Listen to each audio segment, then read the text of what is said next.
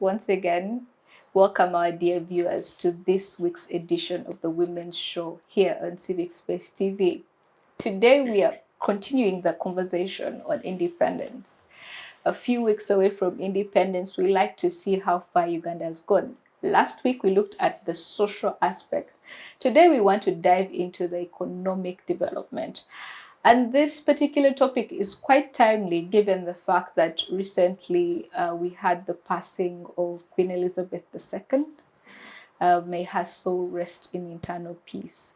But there have been a lot of reactions to her death.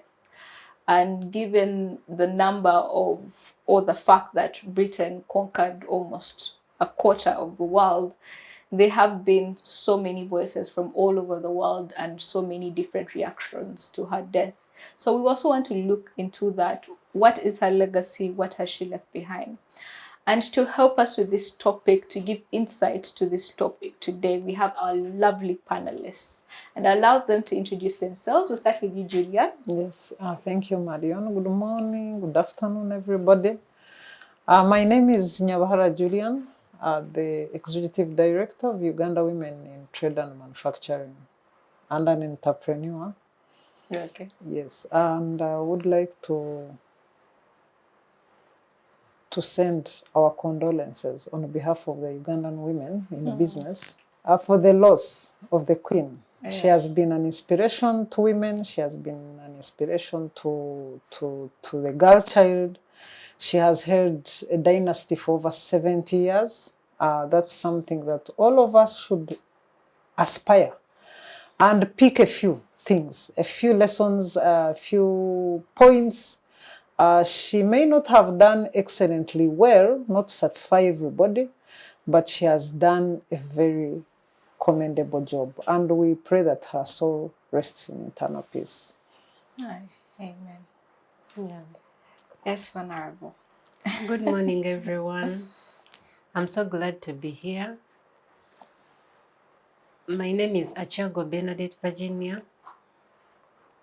I'm a woman before I'm everything. I'm a seasoned politician. I'm a mother, and I'm a CEO for BernaAcago Foundation, and I'm the founder of Mashariki Women Empowerment Organization, an organization that focuses on financial security of women. Yeah, we even have a circle. So the topic today is about economic development for the last 60 years. I'm very, very happy that I'll be one of the people contributing to it. And together, like my fellow panelists, I also send my condolence message to Great Britain and the Commonwealth community. Indeed, we just can't let the death of the Queen pass without giving our comment. On behalf of the women of Uganda, on behalf of the young leaders, the Queen has been an inspiration to very many people.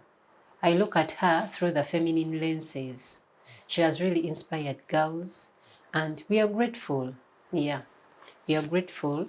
Though there is that part of the unfinished business, we shall discuss that later, but we are grateful that we had the opportunity to be part of her legacy as a Commonwealth country. Thank you. Okay, so you've heard it from them. And just to start off, I want to start from the beginning, that is before colonial times. You see, most people talk about how at the start of independence, Uganda was had a very good economy, and we were better than Singapore, and we were better than China, the beginning of independence. And I want to dive into that just to dissect that a little, because there seems to be a sort of nostalgia, that and most people blame Amin for destroying it and destroying that. But I'd like you guys to tell us, the economy was good, but was good for who? Was it even good? I think I'll start with you, Julian. Is it true that at the beginning of independence, we had a better economy than even Singapore? An economy that was the envy of the East African community, so they say. Well, thank you. Before independence, we were under the colonialists, and the colonialists introduced the cashless, the cash economy. Cash economy, yeah. Before that, we didn't have a cash economy. Yeah. The colonialists came with money. Before that, the kind of trading that was there was either barter trade, like we all studied, and most of the economy was running on, there wasn't money, exchange of money. So it was either you give me cows, I give you food, I give you either minerals. So it was an exchange of items. That's what we call a cashless economy. So after independence, of course, fast forward, after independence, things tended to turn the other way. And the other way is that that's when we started the political instabilities.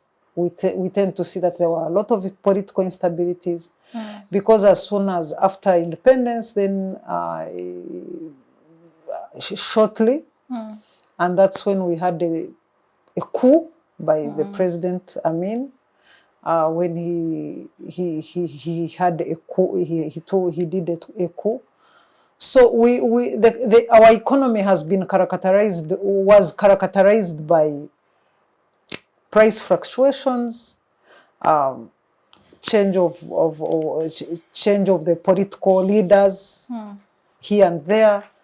So we ended up with a very unstable economy, and I think it has driven us up to around 1986.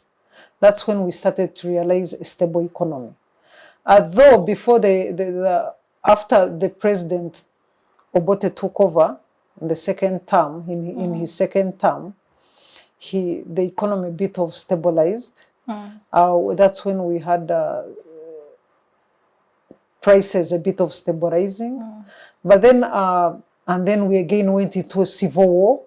The one that brought in the government in 1986. So I don't think we shall blame our economy that much because it has not been stable for some good time. We've not had a stable economy for a very long time. So what I can say is that after independence, we have not had. We've been having, first of all, an economy where our main product and our main commodity, we were basing on agriculture. And before independence, we were mainly dealing in coffee and cotton. Those were the main commodities exporting. Actually, 78% of the economy was running on agriculture. And which agriculture was that? Was export. And now, as we progressed, the economy tended to improve, whereby we had services. For example, today, our economy is mainly 24% is agriculture, 25% is industry, then 50% is service based. So in that process, you realize that our economy is somehow improving. But then, when we look at the past... Maybe just to, sorry for interrupting you, maybe for our viewers to understand, because these things of economy and GDP are very complex. What is the definition of a good economy? What does a good economy look like to help our viewers kind of assess? What does a good economy look like? What are the models of a good economy? I think a good economy is whereby every citizen in a country is able, in a layman's language, let's put it like that, is for everybody to understand, is able to afford basic commodities. So when they say like every Ugandan is how many Ugandans can be able to live above $2? Or every Ugandan needs to, they can't survive above $2 or $1. So to me, I think a good economy is whereby everybody can afford an education, everybody can afford health, everybody can get shelter. So that's what I would call, so when we assess today, How many people can how afford many the people can basics? afford the basics? Okay. How many people can get food? How many people can... So when we are able to balance the economy and throughout the country, from one corner of the country to the other, everybody is able to afford some of those basic needs. I think that's what they, in the layman's language, is what you can call the gross domestic, like where everybody is able to afford certain basic commodities. Okay. So that's where we need to know the average. How much can we afford? How much can every Ugandan afford? And which part of the population can't afford some of these things? Okay. So Thank you, Julian. Honorable. Yes, We, on her particular point of affordability, we know that before Amin, and perhaps at the dawn of independence, we inherited an economy that I would say that is largely foreign dominated. We know that most of the businesses were in the hands of Indians. They controlled anything, everything and anything. That they were the ones in the shops, they're the ones in the factories and the industries. And practically there are some areas of this Kampala city that you could not access because it was for Indians, right? Those are the stories at least our grandparents tell us, you know. I would like to ask, if you compare countries like Zimbabwe, countries like South Africa, and where foreigners have remained dominating their economies, compared to us, who our economy, some would say, was given back to us by Amin. If you compare and contrast, because there are always notions of, like I began, good for who? Who had access to this GDP, the GDP that people talk about? Who had access to the land? Who had access to the capital, the cash that is in this cash economy? Because we have seen over the years that people like Mugabe chase away the foreigners. You people have taken people's land, give it back. There's a movement in South Africa that is saying these people came and stole the lands of the Africans, give it back. People are poor, give back their land. They're in extreme poverty. We have even seen incidences of violence where, you know, South Africans are chasing other Africans from other countries. You are benefiting more from this economy than even us, the native. And that was some of the basis that people like Amin used to chase away the Asians. What would you say about that? Is it better? Do you think that that decision was right? Because right now we have the debate, we're looking at independence. Was it a right thing for the Asians to go and for Africans to take over their business? Or did it create this bad state of affairs that we have now, you know, whereby some people in government will say they're trying to correct it by giving back property to these Asians? Is Uganda better for having the economy in the hands of Africans compared to foreigners? Yeah, thank you, Marion. I think Uganda is better, having our economy back, better than in the hands of the Asians. I don't recommend what our former president did, President Idi Amin Dada, but to a larger extent, what is good and what is bad.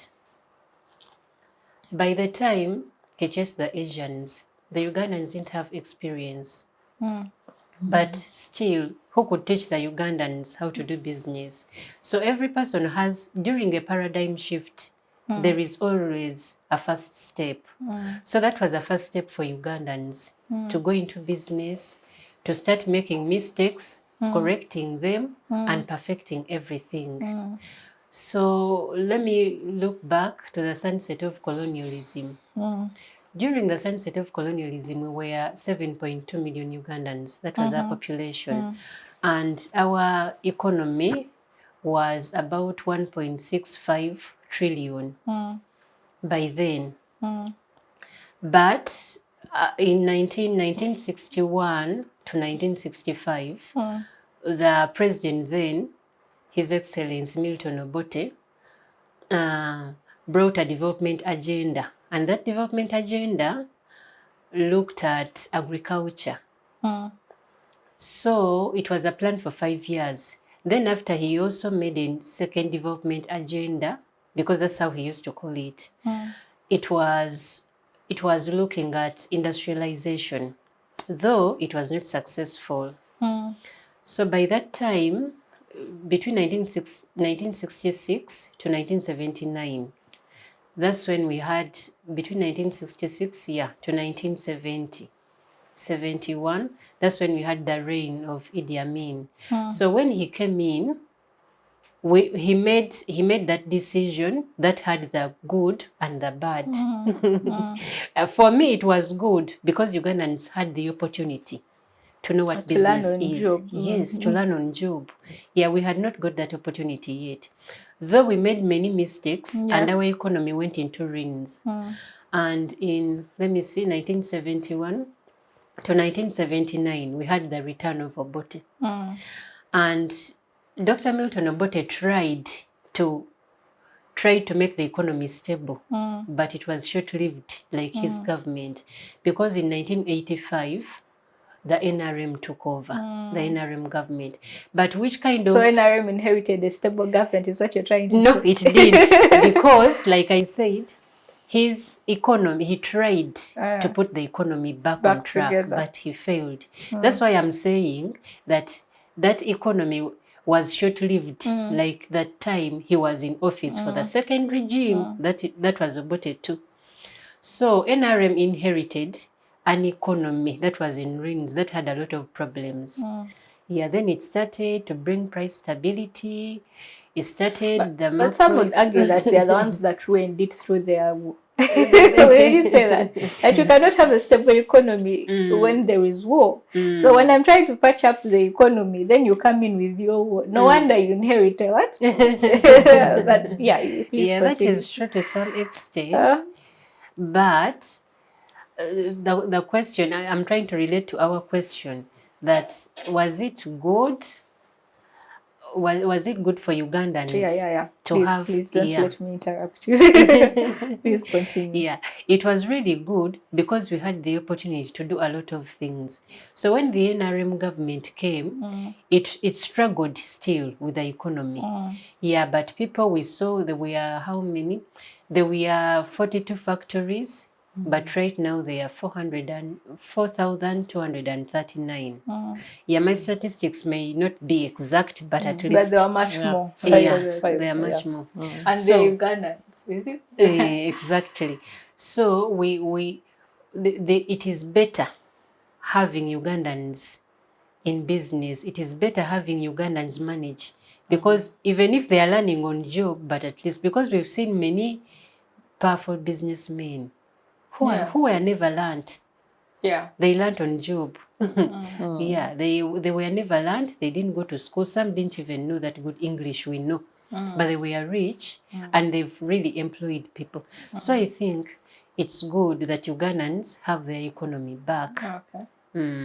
So I recommend even President Idi Amin Dad for that. For that. That is one good thing he did. Huh? We shall remember him for that. And just shortly, do you think the current government, and this is not to be anti, please feel free, this is a free show, so you can criticize or you can praise whoever. Do you think this policy of, instead of empowering local producers, local businessmen, local investors, and us concentrating on where the Chinese are, Simani, where the Indians are. Do you think it's a really poor policy? Do you think that that unlike this government seems to be giving back the economy to foreigners? I think, Julian, I see you nod your head. Do you think what they're giving away? I think I'm very concerned about that, and I have particularly spoken about it. That I think we are trying to drive back the economy to the foreigners. And that's very outstanding, and that's very clear. Evident.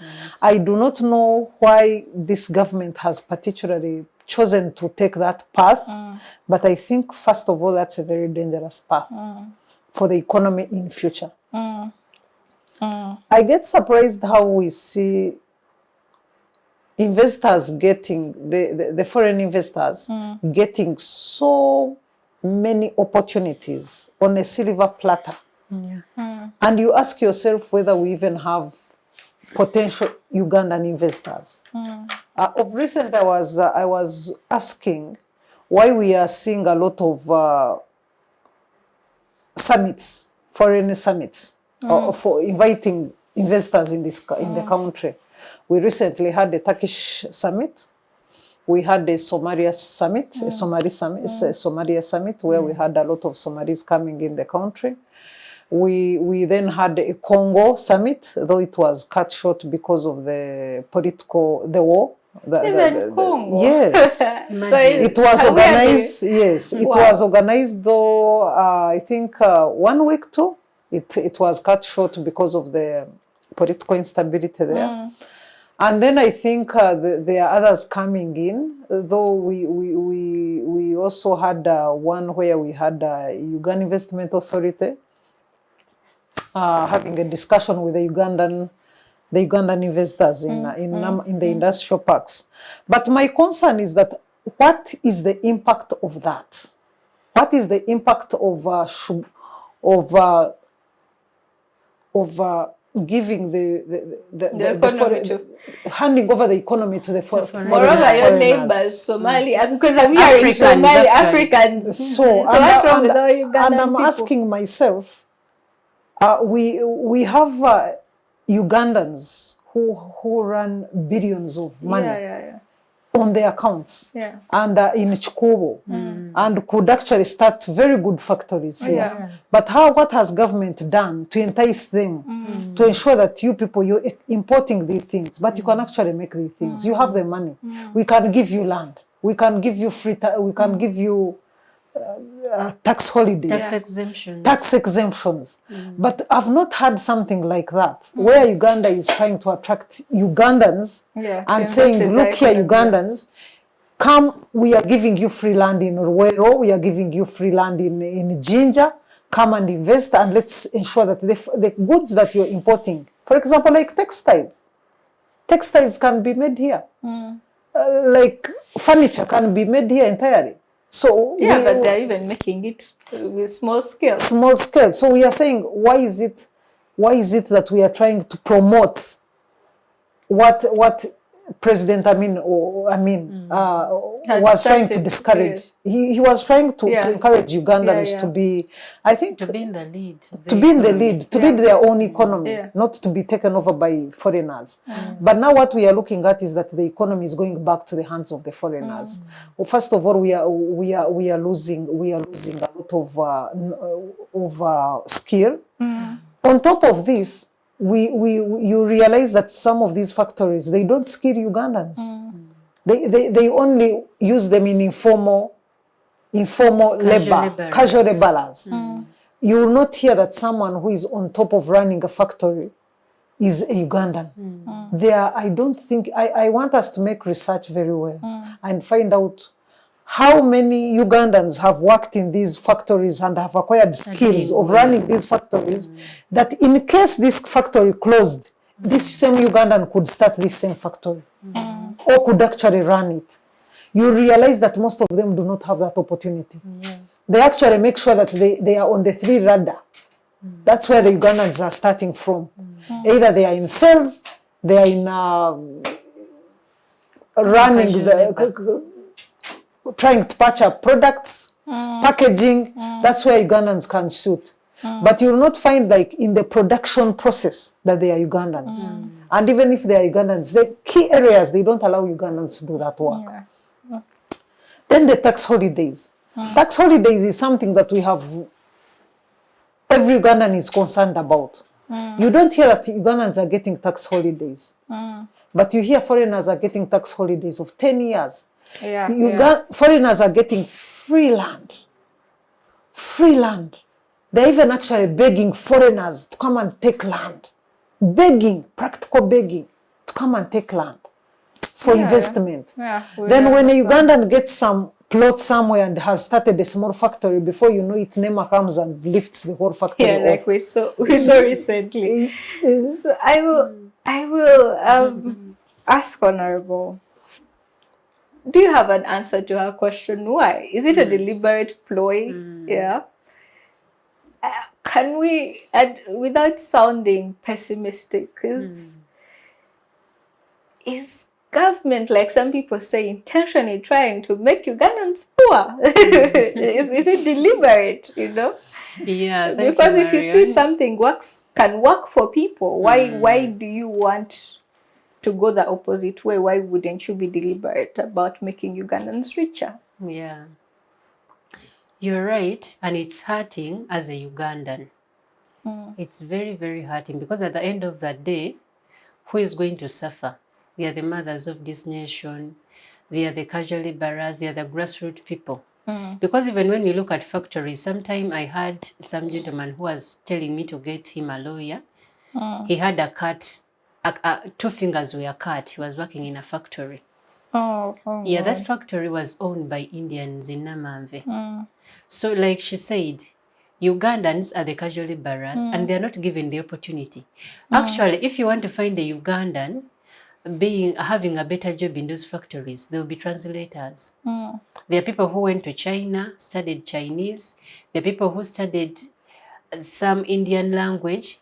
And those are the ones who are near the bosses. But the rest, even degree holders, are casual laborers, which is not good. And what I know is there are tax exemptions for Ugandans, but the government has not made it public.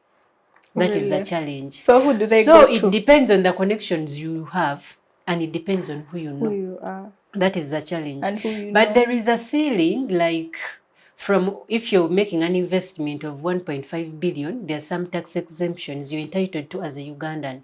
But the Ugandans don't know that. So someone keeps on paying the taxes. Exactly, so they continue. And when you reach URA, it becomes a different story.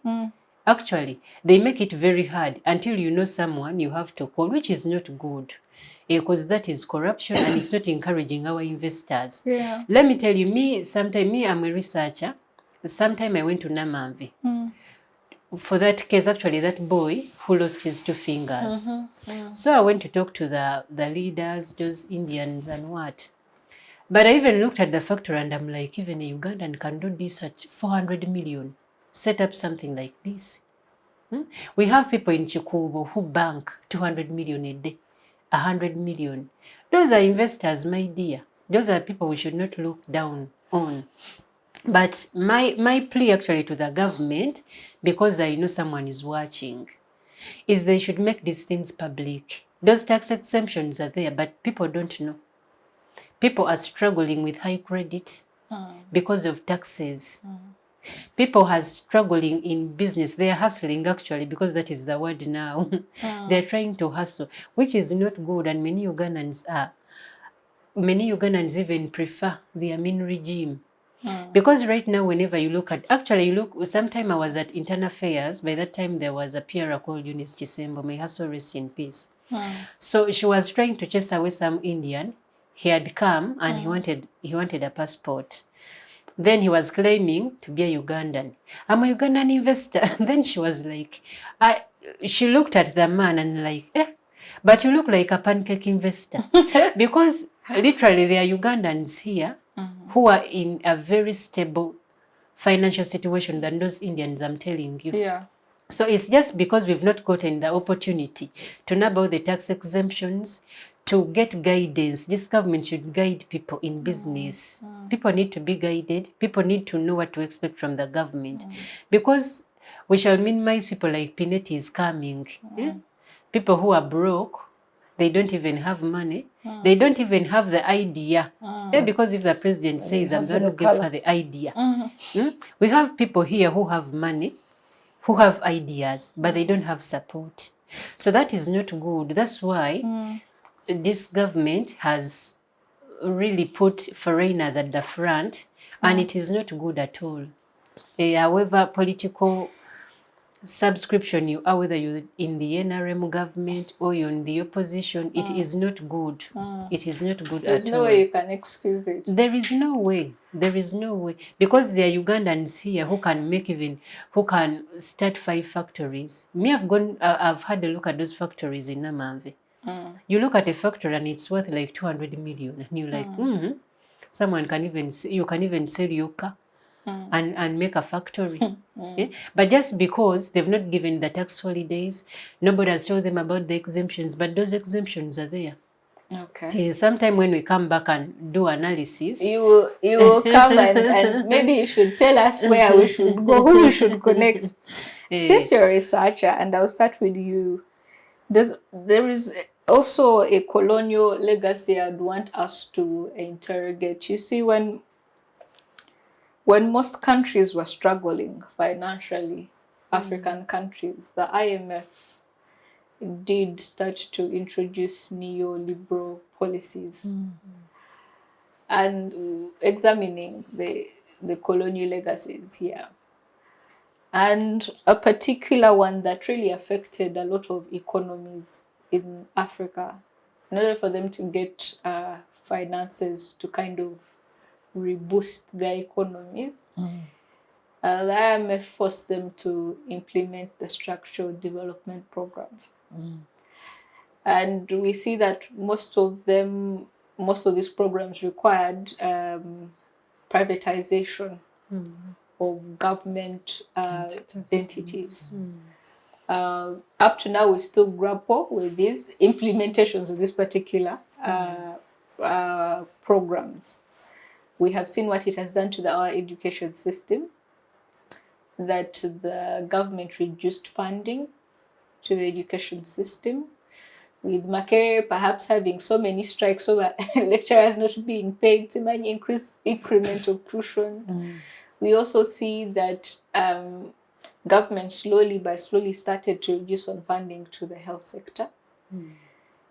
I think the economy suffered the most, given the fact that it led to the death of cooperatives. Farmers now could not collectively bargain or access markets. So it affected, I think there was no sector that it did not affect, because before at least even from the time of colonial rule, was that the government kind of regulates everything. It has a hand in everything. That's why we pay taxes, so that it has a hand in everything.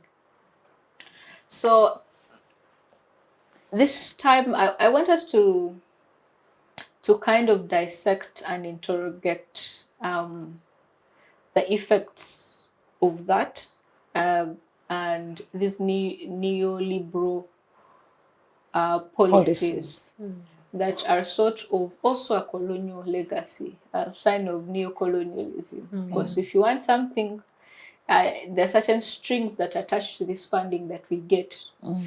There's a certain way that because it's still them controlling what you do, we're saying they should invest, government should invest in local content, but maybe these are the strings that need to be attached so that government can get what? Funding. That if they want funding from the Chinese, you must make sure that Chinese investors are here. If you want funding from the British or whoever, you must make sure that certain things are what? Implemented. So as a researcher, I would want I want you to give us the impact, but also how can we break away as a country from policies that do not benefit us, but they seem to be strings of the puppet master? I don't know if you get. Yeah, as a country, let me also use this forum to talk about the minimum wage bill, which has not yet been signed by the president. And this is my humble request that he hears our plea, because most of the people struggling with this economy, actually this economy is fueled by the peasants, it is fueled by the grassroots people, it is fueled by people in SME. This economy is not fueled by people who are doing large-scale farming. It is fueled by people who are doing subsistence farming. Why? It's because even the people, the few people doing casual jobs are paid at the mercy of their masters, or are paid at the mercy of their Employers. those leaders in that domain of the factories and what. It's because that minimum wage bill was not paid, was not signed. You find someone getting 8,000 below 10,000. They get 8,000. Some are not even entitled to NSSF. Yeah, I had some lady who was telling me they told them they pay for them NSSF, and yet it was not true, yet they deduct their money. But it's because we've relaxed, our government has relaxed somewhere. Yeah, as a regulating authority. So let me hope I don't go overboard. Yeah, our government has relaxed, which is not good. As a regulating authority, it should come and do a follow-up on the people they give licenses to do these businesses here, because that is not fair for someone. Let me hope I'm responding to your question. That's fine. I think if you go back to the question, is how come some policies, government policies, are implemented in such a way that probably there is a force behind, a reason why because some policies look really queer. Yeah. And you're like, why? How? Isn't there anybody who sees that this is wrong? Yeah. And then you begin to ask yourself, is there something that we Behind don't it? see? Yes. For example, how do you all of a sudden want like almost the whole economy is covered by the industry sector is covered by foreigners? And you're like, is there probably some paperwork that people sign that we do not understand? Yes. That even if you make noise, or even if you make a cry over it, nobody wants to listen. There seems like to be someone who is behind all this. So if you look at Uganda Investment Authority, it's like their mission is targeting a certain group of people, and they are intentioned not to involve Ugandans. I'm sorry I've used that strong statement, but if you follow what they do, it's like they are they eliminate you. They eliminate you in a way. Normally focused on Ugandan, on foreigners. So my question goes back to, how did we end up destroying the cooperatives? Oh, yeah. Because cooperatives were one way of having grassroots people get involved in the industry, in the industry sector. Or it was one way of boosting the economy and making sure that every Ugandan can be able to pay taxes through these big cooperatives. By the way, one disadvantage we've had from independence or from 1986, one big disadvantage, how can I call it? Disservice that we've had is the abolishing of the cooperatives, because cooperatives are the ones that paid our school fees. Myself, I think my school fees came from cooperatives. And that's cooperatives. Also, well, I don't know whether it was a way of trying to stop them, because their force was very powerful. Okay. For example, like we hear about the Bugisu now. But allow me to interrupt you. Yes. Can we continue that conversation after our break? We'll start from how cooperatives used to pay people's tuition and really help stabilize families after this break. Thank you. Okay. So we are going for a short break, and when we come back, we are going to discuss more on these neoliberal policies and how they affect us today.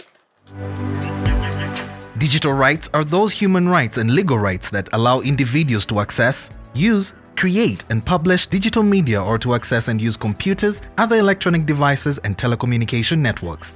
Digital rights include a right to freedom of expression, information and communication through technology, a right to privacy and data protection, a right to credit for personal works, a right to universal and equal digital access, a right to identity, a right to anonymity, a right to be forgotten, and a right for protection of minors, among others. The state's digital rights are frequently violated through various unfair actions, for example, blockage of websites and social networks, theft of credentials, unauthorized use of people's data for personal gain, privacy intrusion, online censorship, arrests and intimidation of online users, internet blockages, and the proliferation of laws and regulations that undermine the potential of technology to drive social, economic, and political development worldwide. It is hence every citizen's responsibility to respect rights of other digital users and to speak out or report to the responsible parties when one's rights are violated. Welcome back from the break, and we will start on our conversations where we stopped Julian, and you were talking about how cooperatives were really instrumental in people's livelihoods to an extent that people used to get their tuition for their kids from these cooperatives. We're talking about Busoga Cooperative. Yes, cooperatives were a lifeblood. It's what was running the economy. Because cooperatives is where people used to take their produce and ensure that they have market for their produce. And then every Ugandan was able to have some money in their pocket. Because markets were near and markets were guaranteed. So that's why we had a lot of the education boost. That's what I can call the education boost. When almost everybody could afford to take their child to school. So now how do we break away from problematic neoliberal policies that completely destroyed that kind of development, you know? Because all those things came because of privatization, we would say, right? So government wants this money from IMF. IMF is telling it to privatize. If you want money from me, privatize. And you need that money because you are an economy that is just from war. At that time, there was also the AIDS pandemic. So you are in quite a fix. You need medicines. You need to boost the economy. What do you do? I think it all comes back to leadership. The government. What are the government priorities? If you prioritize debt, because that's debt. At the end of the day, most of it is debt. IMF, it's debt. It's not free money. So if you think that if you put debt first, then that's what the citizens would end up in that crisis, whereby we need to depend on, for us to be able to be funded, then we need to adhere to what the donors have to say. But then we also need to task government to stand in and say, some of these things we cannot do away with. For example, if you know the advantage of cooperatives, why would you accept to do away with them, unless if you have another agenda, which probably we do not understand, whether it's a political agenda or an economic agenda. And then we also need to ensure that we do collective sensitization and ensure that every citizen like we are engaged in agriculture. Okay. How do we ensure that this agriculture is supported in such a way that every Ugandan can benefit? Currently, the biggest crisis we are having is because most agriculturists do not have where to market their products. They end up getting very poor prices for their goods. So let us dive into it. Okay. Let us dive into. You wanted to answer that thing of going away from policies? No, cooperatives. I was doing Cooperative. So let us dive into the other part because we're fast out of time. So we need to make sure that we balance. The other topic I wanted to discuss with you, the Queen passed, unfortunately, over the weekend. And there were so many reactions, like I said in the beginning. Of course, there was grief, especially across Britain, England, that they had lost their queen, and perhaps parts of the Commonwealth. But also there was an opposite reaction. There was grief, and then there was a bit of excitement, but there was also criticism about what her legacy or what she represents as a person. People talked about how she ascended the throne in the 1950s when colonialism was quite at its height. They gave examples of during her reign, the suppression of the Mau Mau rebellion, the torture, and the concentration camps that Kenyans were put in, the stealing of people's property, the bad economic policies in India that led to 3 famines. And up to now, some Asian doctors say that the descendants still suffer from a kind of genetic, I wouldn't call it impairment, I call it deficiency, that because their ancestors went through 3 famines, it kind of affected their genetics. So there was a physical manifestation of that. We talk. There was also echoes from the Irish community of the suffering that they went through, the famine and the torture, and the fact that they're still trying to break from colonial rule up to now. Last year, was it last year or the beginning of this year, when I think, is it Barbados got its independence? Just got its independence. There's a movement in Jamaica about wanting to leave the Commonwealth and also remove the Queen as head of state, or whoever then becomes head of the British monarchy. So there's this king now. Now the king. So there's a bit of anti-colonialism, but also the reaction to it is not necessarily, or how I interpret it, it's not, okay, to her as an individual, there is criticism, but it's generally to the institution of the British monarchy and what it represents and how it has benefited and grown so wealthy of the suffering of millions of people. Remember that Britain almost conquered almost a quarter of the world. I think there is no continent that they did not reach. Everyone has a story to tell. And if you went through social media, the stories are awful. They are quite dehumanizing and very wicked stories. So we see that she has a complicated legacy. Sorry, she has a very complicated legacy, because others would be like, she kept the Commonwealth together, Britain, what? But the whole outcry is reparations, atonement, the fact that she never apologized as a head of the institution. Yes, maybe countries got their independence under her rule, but then people will tell you that those countries fought for that independence, and the British were actually actively involved in making sure that they stay under colonial. When she saw that she could not fail, she could not afford to fail, she then creates the Commonwealth so that there is some semblance of British rule, and these colonies are kept together. So I want, in your own words, What do you think? Do you agree with those assertions? What do you think Queen Elizabeth's legacy is? How should we remember it?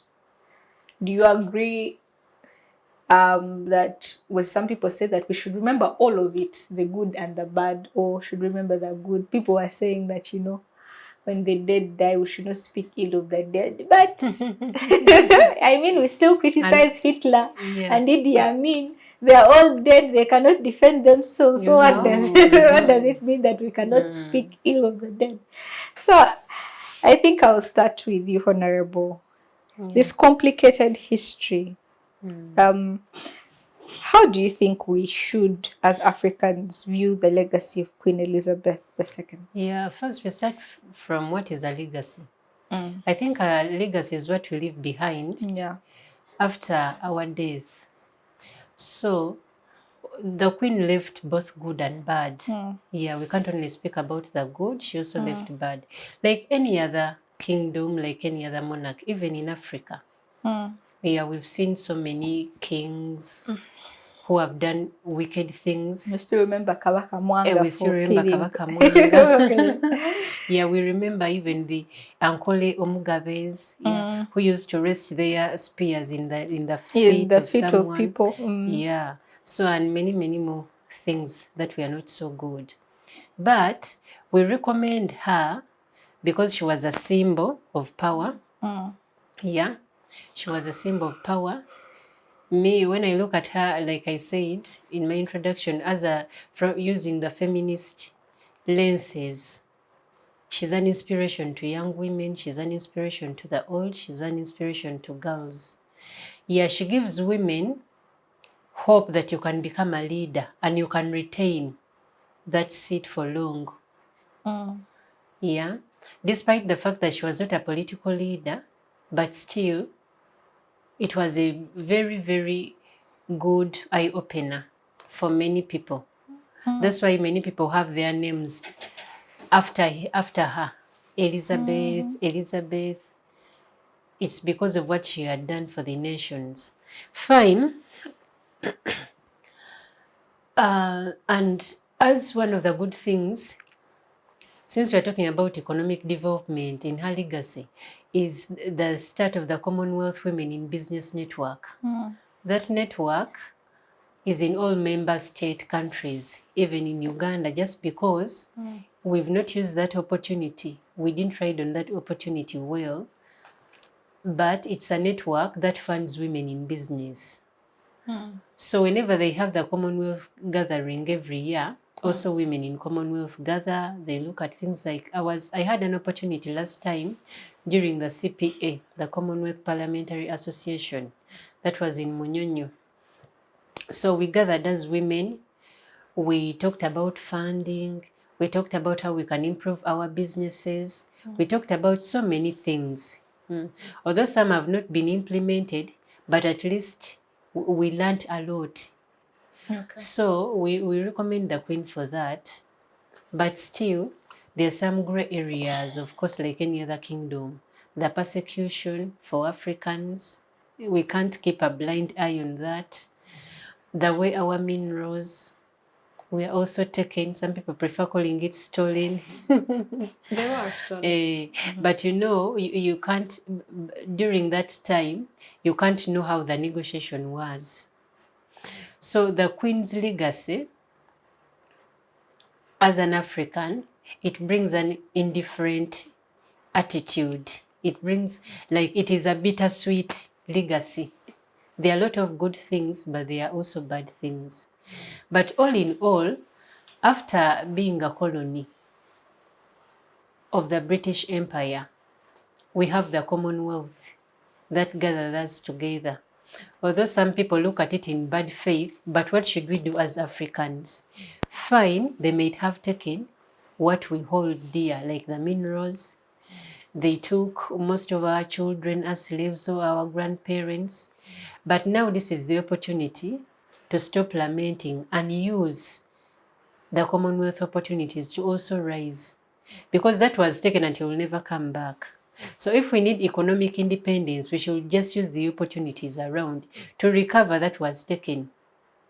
But from some will us. argue that that discourse has been used to continue to poke their noses into the affairs of Africans, with some of them facilitating wars. For example, the Biafra War, Britain was quite involved. The Iraq. Iraq, Afghanistan. How would you say about that? Because even when you are saying that there are opportunities, there is still a very ugly side. Yeah, there is still a can you big really say vacuum. that we should move on and yet someone holds you, keeps you from moving on? It is right. There is a very big vacuum, by the way, for economic independence. There's a very big vacuum, but it also needs political will. Because if we are to be free and really independent, like we are celebrating the 60 years of independence, it starts with a political will. We can't remove leaders from this because they are leaders who negotiate with those colonialists or colonial masters or former colonial masters, whatever we choose to call. But it's our leaders who do the negotiations. It's our leaders who sign the agreements. It's our leaders who assent to the terms and conditions. If you're given funding, this is what you have to do. So still, though we are celebrating the 60 years of independence, but we are still crippled somewhere. We are crippled because most of the influence, even though we think we are free, but when it comes to funding, there are a lot of conditions. Me, I'm in civil society, I know. There are a lot of conditions they give you, and sometimes you're like, let me give up on those funders anyway. Let me look for others. So when you do some applications, you go back to the government and you're like, oh my God, what does it do to fund the budget? So what I'm thinking, still I'll go back to Idi Amin, what he did. Ugandans should retain their position in investment. That's the only way we can be free. Because when you're not financially independent, you're not independent anyway. Okay. Julian, throughout the history, we have seen political leaders that have tried to stand up to the big boys, European countries, or their former colonizers. But we see it never ends well for them, right? I mean, first we start from the separationist movement. Because we do not feel comfortable with this colonial structure called Uganda, called Nigeria, we want to retain what we had before, our little kingdom. We try to break away from our colonial past, and then we launch Biafra wars, and then we try to have a Buganda, a federal system. We I think in Congo, what was it? Katanga, the Katanga resistance. But then we see these guys actively. You will not leave. They fund, let me say, the opposition towards us. They provide them with weapons and even in most cases assassinate the leaders. We saw, for example, what happened to Patrice Lumumba. You will have your Congo and you want it to be good. So you try to break away from all the negativity and these bad policies and what they have left behind and rebuild your country. But you still see these people actively want you to be under them. You get. How as an African leader do you toe the line between doing what is best for your people but also survive? Yeah, but I think it all goes back to what is in there for them. What is in there for them? If, for example, if the British decided to let go of all the countries they colonized, would it go well for them? Probably that's why they derive a lot of support to sustain the kingdom. So we need to be, there is something that we don't see. And what we don't see is what these colonialists still get from these countries that they colonized up to today.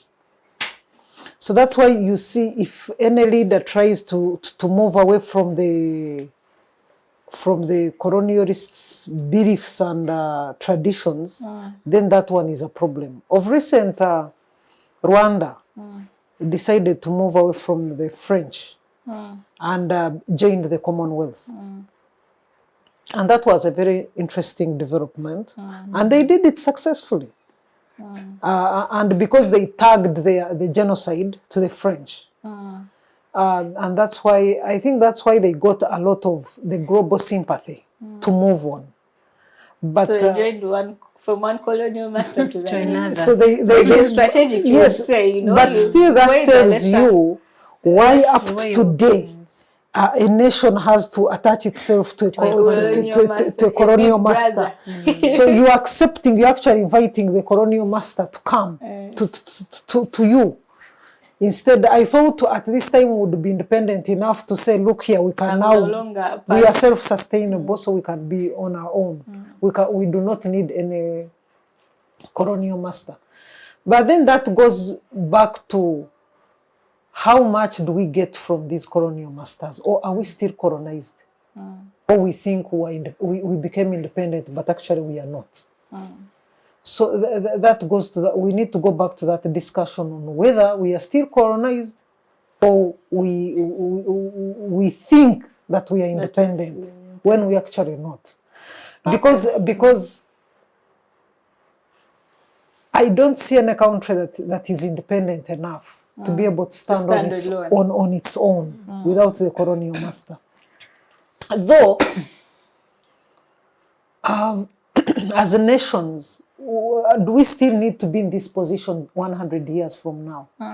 Whereby our children and our grandchildren also have to still be subscribing to the great-great-grandchildren of the British Empire, the British dynasty. So I think we need to begin to think in a different way, whereby we need to start thinking that in the next 100 years, how do we break away? How do we become independent? Or have our leaders tuned us to a position whereby we think we cannot survive without funding, we cannot survive without support?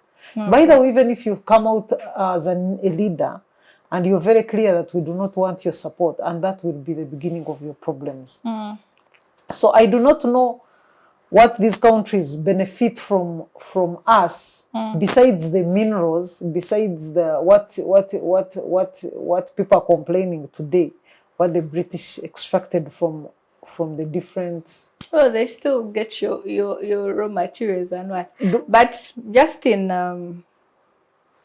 5 seconds, as you close, you could also give us your, because we're fast out of time, unfortunately for us. We'd love to continue this conversation, but the audience may help us continuing it online. So in just a few seconds, 2 seconds, you could wind up and also give us your closing remarks. Oh, well, my closing remarks, as we discuss about the economy, 60 years from independence, we need to sit down and review and look at what we've lost, the time we've lost, and try to recoup. Because to me, I think we've lost so much. There is so much we've not done as an economy.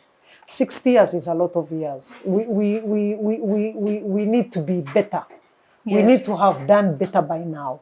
And how are we going to change that perspective? How are we going to change that? We need to involve the youth. We need to involve young people in the way we are running things and the way things used to be run. I believe that most of the children who are 20 years and below do not even know that at one time, expelled Asians and Europeans. So we need to start discussing this, to open this discussion and say, okay, where do we need to be in the next 20 years? Where do we need to be in the next 30 years? We are talking of middle income. Is it a reality or it's a farce? Okay, okay. Honorable, your closing remarks in 2 seconds. Yeah, thank you so much for hosting me and having me. So my appeal still goes to the government, because the government has the political will. It determines so much in this economic empowerment, and though we've made many mistakes, so let's speak on from now and give Ugandans the opportunity to be independent too. Let the government give Ugandan investors exemptions, and may our president also remember to assent to the minimum wage bill, because it will help very many casual laborers, very many grassroots people. And for the women, of course, I'm so passionate about, because they are the mothers of this nation and they are the majority in SME. Actually, when we were doing a research during COVID-19, people who were very affected were women. 70% were women in SME. So my appeal is still to the political leaders. May you make all these projects a reality, projects like PDM, Parish Development Model. Many people have registered their circles, but when you look at the money they are receiving, and some even don't appear on the list of those who are going to receive the money, because those are the projects that are giving hope to the rural people, that are giving hope to the grassroots people. Please, we request the government, this is a request actually, we request the government to bring more policies that can uplift our economy, and besides, to make all those exemptions public, because the exemptions are really there, the tax exemptions for investors. But people don't know about these things. People don't know who to talk to. People don't know where to run to. So when URA comes in, closing their farms, closing their factories, closing their companies, they are really left in the blue. Okay. Thank you so much. Okay, thank you. A lot to reflect on. I hope next time you will come and give us exactly where we can get that information so that we can hold government. See, I have this amount Accountable. of money, you give me my tax exemptions. Yeah. So that is it for today's show. A lot to reflect on, a lot to take in. And once again, we do send our condolences out to England. However, there's a lot that we need to reflect on when we're having this conversation. Look at these legacies, these colonial legacies as a whole, and how they affect us, and how they continue to affect us even today. As we clock 60 years, we should be able to look at how far we have come and where we are going.